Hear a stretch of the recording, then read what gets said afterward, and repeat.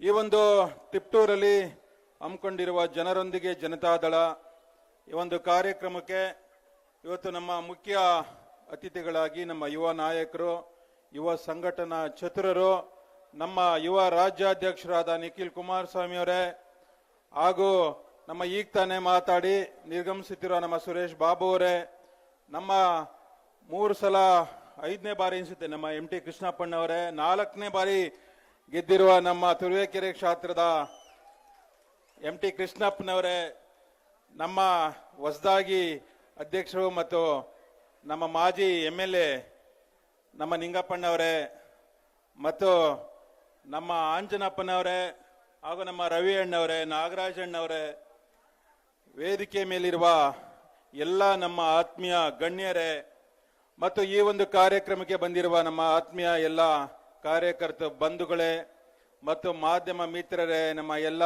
ಯುವ ಮಿತ್ರರೇ, ಪೊಲೀಸ್ ಸಿಬ್ಬಂದಿಯವರೇ, ಎಲ್ರಿಗೂ ನಮಸ್ಕಾರ ಹೇಳಿ.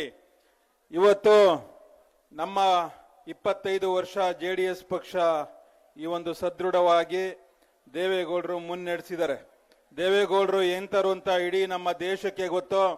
ಇಳಿಯ ವಯಸ್ಸಿನಲ್ಲೂ 95ನೇ ವರ್ಷ ಆದ್ರೂ 93 ವರ್ಷ ಮುಗಿದ್ರು ನಿರ್ಗಳವಾಗಿ ರಾಜ್ಯಸಭೆಯಲ್ಲಿ ಎದುರಿಸಿ ಮಾತಾಡುವಂತ ಒಬ್ರು ಯಾರಾದ್ರೂ ರಾಜಕಾರಣಿ ಇದ್ರೆ ದಕ್ಷಿಣ ಭಾರತದಲ್ಲಿ ಅದು ದೇವೇಗೌಡರು. ಇವತ್ತು ಎಲ್ಲರ ಕನ್ನಡಿಗರ ಮನ ಮುಟ್ಟಿದರೆ, ಕನ್ನಡಿಗರಿರ್ಬೋದು, ದಕ್ಷಿಣ ಭಾರತದ ಇತಿಹಾಸದಲ್ಲಿ ಯಾರಾದ್ರೂ ಒಬ್ಬ ಪ್ರಧಾನಮಂತ್ರಿ ಆಗಿದ್ದಾರೆ ಅಂತಂದ್ರೆ ಅದು ನಮ್ಮ ದೇವೇಗೌಡರು ಸಾಹೇಬ್ರು. ಹೋರಾಟಗಾರರು, ಈ ಭಾಗದ ಜನತೆಗೆ ಒಂದು ಹೇಮಾವತಿ ಚಾನಲ್ ನೀರಾವರಿ ಹೋರಾಟಗಾರರು, ಹೆಜ್ಜೆ ಹೆಜ್ಜೆಗೂ ಹೋರಾಟಗಳ ಮುಖಾಂತರ ಶಕ್ತಿ ತುಂಬಿದ ನಮ್ಮ ರಾಜಕೀಯ ಧುರೀಣರು ಅಂದ್ರೆ ಅದು ದೇವೇಗೌಡರು. ಇವತ್ತು 25 ವರ್ಷ ಸೇವೆ ಸಲ್ಲಿಸಿ ನಮ್ಮ ಈ ಒಂದು ದ್ರಾವಿಡ ಏನೊಂದು ಕುಟುಂಬಗಳು ಅಂತೀವಿ ದಕ್ಷಿಣ ಭಾರತ, ಇವತ್ತು ರೀಜನಲ್ ಪಾರ್ಟೀಸ್ಗಳು, ಪ್ರಾದೇಶಿಕ ಪಕ್ಷ ಅಂತಂದ್ರೆ ಅದು ತಮಿಳುನಾಡು, ಮಹಾರಾಷ್ಟ್ರ, ಕೇರಳ, ಈ ಭಾಗಕ್ಕೆ ಆಂಧ್ರ ಪ್ರದೇಶ ಸೀಮಿತವಾಗಿದೆ. ಎಲ್ಲ ಒಂದ್ ಕಡೆ ನಮ್ಮ ಕರ್ನಾಟಕದಲ್ಲಿ ಈ ತರ ಡೈಲಮಾದಲ್ಲಿ ಇದೆ. ಅದನ್ನ ಶಕ್ತಿ ಕೊಟ್ಟಿದ್ರು ದೇವೇಗೌಡರು, ದೊಡ್ಡ ಮಟ್ಟದ ಶಕ್ತಿ ಕೊಟ್ಟಿದ್ರು. ಅದಕ್ಕೆ ಜೀವ ತುಂಬಿದರು ನಮ್ಮ ಕುಮಾರಣ್ಣವರು. ಇವತ್ತು ಎಲ್ಲರ ಮನ ಮುಟ್ಟುವಂತ ಕೆಲಸ ಮಾಡಿದ್ರು. ಏನಕ್ಕೆ ಅಂದ್ರೆ ಜನ ವಾಸ್ತವ್ಯ, ಹಳ್ಳಿ ವಾಸ್ತವ್ಯ, ಸೌಹೃದಯತೆ ಇರೋದು. ನಮ್ಮ ರೈತರು ಸಂಕಷ್ಟದಲ್ಲಿದ್ದಾರೆ ಅಂತ ಅಂದಾಗ ಅವರ ಸಾಲ ಮನ್ನಾ ಮಾಡಿದ್ರು. ಇವತ್ತು ರೈತರು ಮನೆಗೆ ಹೋಗೋಂತ ರಾಜಕಾರಣಿನೂ ಯಾರು ಇಲ್ಲ. ಅಂತ ಸಂದರ್ಭದಲ್ಲಿ ಯಾರು ರೈತರು ಮನೆ ಕುಟುಂಬಗಳಿಗೆ ದಿನನಿತ್ಯ ಬರ್ತಾರೆ. ಇವತ್ತು ಜನಗಳ ಒಂದ್ ನಿಮಿಷ ಕೂತ್ಕೊಳ್ಳಿ, ಮಾತಾಡೋಣಂತೆ.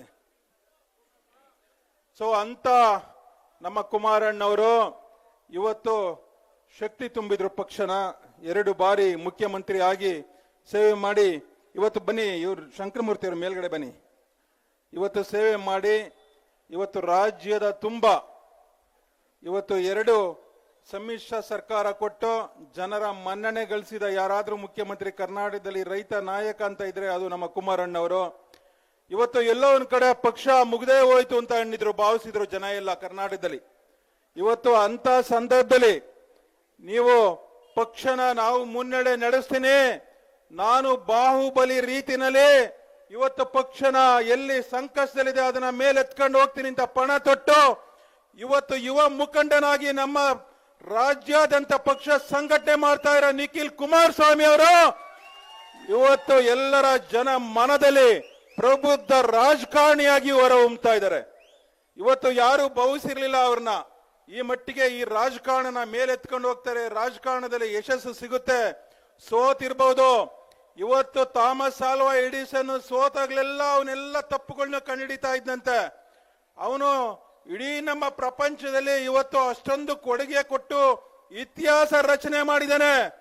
ಇವತ್ತು ಆ ರೀತಿನಲ್ಲಿ ಯಾರು ಸೋತಿರ್ತಾರೆ, 3 ಬಾರಿ ಸೋತಿರ್ತಾರೆ, ಜನರ ಕಷ್ಟಗಳು ಗೊತ್ತಿರುತ್ತೆ, ಜನರೊಂದಿಗೆ ಹೆಜ್ಜೆ ಹಾಕಿರ್ತಾರೆ, ಪ್ರತಿ ಸಂದರ್ಭದಲ್ಲೂ ಜನಗಳ ಜೊತೆ ಹೆಜ್ಜೆ ಹಾಕಿ ನಡೆದಿರ್ತಾರೆ.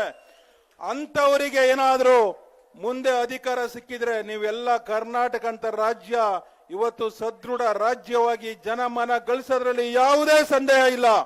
ತಪ್ಪುಗಳ ಅರಿವಾಗಿ ಜನರ ಕಷ್ಟಗಳ ಜೊತೆ ಬೆಳೆದಿರೋಂತ ನಾಯಕರು ಇವತ್ತು ಹೊರಹೊಮ್ಮಿದ್ದಾರೆ ನಮ್ಮ ನಿಖಿಲ್ ಕುಮಾರಸ್ವಾಮಿ ಅವರು.